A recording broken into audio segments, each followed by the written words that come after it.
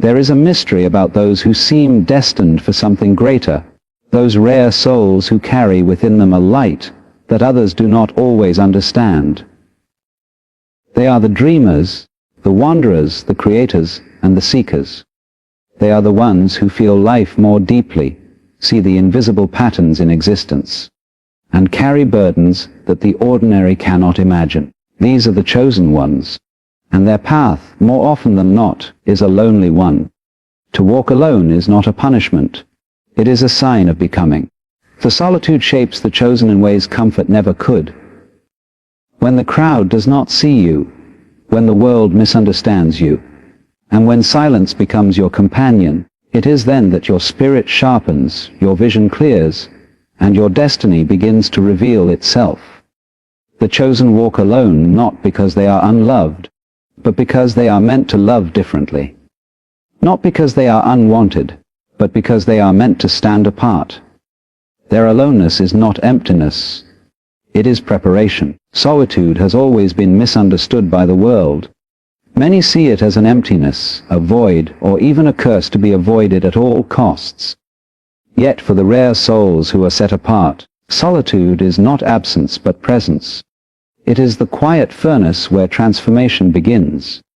When one is separated from the distractions of the crowd, something profound begins to stir within. It is in silence that the chosen ones begin to hear the true rhythm of life, a rhythm not dictated by society, not bound by expectations, but whispered by the universe itself. Alone, stripped of the noise, a person is forced to confront who they truly are. There is no escape into chatter, no refuge in the comfort of others' opinions. In solitude, the masks fall away, and what remains is the raw, unfiltered self. For those destined for something greater, solitude acts as a crucible, burning away illusions and false identities. It is painful at first, for the human heart craves belonging, craves recognition, craves to be understood. To be alone often feels like rejection, like abandonment. But beneath the surface of that discomfort lies the secret. It is only in solitude that the soul learns to grow strong enough to carry the weight of its purpose. The chosen ones are not allowed the easy escape of blending in with the crowd, because their lives demand more. They must endure the heat of separation so that the dross may be burned away and only the essence of their being remains. Think of how a diamond is formed. Hidden deep in the darkness, under immense pressure, carbon is transformed into something radiant, enduring, and priceless. Solitude does the same for the chosen spirit. It applies pressure, it demands endurance, it strips away all that is weak, until what emerges is clarity, brilliance, and unshakable strength. While the world may see someone alone and assume weakness, in truth that person is being shaped into something rare. The furnace of solitude is not gentle. It demands that one face fears, insecurities, and the shadows of the mind. Yet by walking through that fire, the chosen ones emerge with a depth that could never be gained through comfort or company. It is in solitude that a person learns the language of the soul. When there are no voices to imitate, no opinions to absorb, one begins to hear the authentic self speak. This voice does not flatter, nor does it conform to what others want. It tells the truth. Sometimes it whispers uncomfortable truths, exposing patterns that must be broken, habits that must die, or dreams that must finally be pursued. In this way, solitude becomes not a prison, but a teacher. And like all great teachers, it tests before it rewards. It asks, will you endure the silence long enough to hear who you truly are? Many turn back, filling their lives with noise, but the chosen remain, and in remaining they are transformed. In the furnace of solitude, the mind ceases to rely on the approval of others. The heart ceases to beg for validation. A deeper well of strength is discovered, one that cannot be shaken by rejection or misunderstanding. This strength is not loud, nor is it arrogant. It is quiet, steady, and unmovable. The chosen ones who pass through this fire begin to carry themselves differently, with a kind of grace that is born not of the world's applause but of inner alignment. They have been tempered, like steel, and are prepared to bear the weight of visions and truths that others cannot carry. The visions entrusted to those who walk a different path are not easily understood by the many. The crowd moves together, bound by common rhythms, content with what is familiar and known. They do not question deeply, for questioning shakes the very ground on which they stand. But the chosen ones are given eyes that see beyond the surface, minds that notice patterns invisible to others, hearts that feel truths long before the world is ready to acknowledge them. This sight is both a gift and a burden, for what one sees in advance is not always welcomed by those still asleep. To speak too soon, to reveal too much before the right season, invites rejection, mockery, and resistance. The chosen walk alone, because their vision is not yet a shared reality.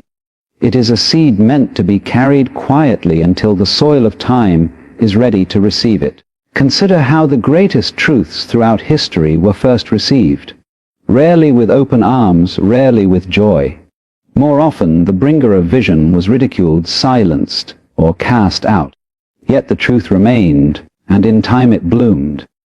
The chosen ones know this instinctively, that their insights cannot always be spoken to those who have not yet learned to listen. To share a vision with those unprepared is to cast pearls before the unwilling, to hand fire to those who fear its light. The burden of the chosen is patience. Patience to hold what they see, patience to trust the timing of the universe, patience to carry a truth silently until the world is ready to awaken. Walking alone is not simply about isolation, but about protection. The vision is fragile in its early stages, like a newborn flame vulnerable to wind. Surrounded by doubt and misunderstanding, it could be extinguished before it grows strong enough to light the way for others. The chosen are separated from the crowd, so that their inner fire may burn steadily, away from the breath of those who do not yet understand. This separation is not cruelty, it is necessary care. The vision must mature within the silence of solitude before it can survive the storm of disbelief. There is also a deeper reason the crowd cannot carry the vision. It does not belong to them. Each vision is personal, uniquely woven into the fabric of the one who carries it. To hand it off too soon would strip it of its power, because the strength of a vision lies not only in the idea itself, but in the soul of the one chosen to live it. The world needs not just the truth spoken, but the truth embodied, and embodiment requires time alone, away from distraction, so that the bearer may become inseparable from the vision they hold. To walk with a vision that others cannot yet see often feels like wandering in darkness with a lantern that only lights a few steps ahead. The chosen know where they are going, yet those around them may call them lost. They may laugh, they may criticize, they may shake their heads in disbelief. But the chosen endure because they understand something the crowd does not. Vision is not about being understood today, it is about preparing the way for tomorrow. And tomorrow always arrives. Thus the chosen walk alone, not because they are arrogant or unwilling to share, but because their sight is too sharp for unready eyes.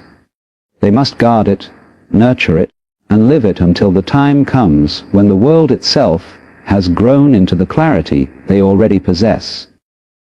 Only then will others see what they have long carried, and only then will the vision no longer belong to one, but to all. To feel life at its deepest levels is a privilege, but it is also a weight. Those who are chosen are granted a sensitivity that allows them to see into the heart of things, to notice what others overlook, and to understand truths that most would prefer to ignore. This depth, however, creates distance. It places them apart from those who live more lightly, on the surface of existence, content with distraction and simple pleasures. Loneliness becomes the natural consequence of depth. It is not that others intentionally abandon them, but rather that the chosen move in waters too deep for most to swim. Their thoughts, their feelings, their very way of seeing the world can create an invisible barrier between them and the crowd, leaving them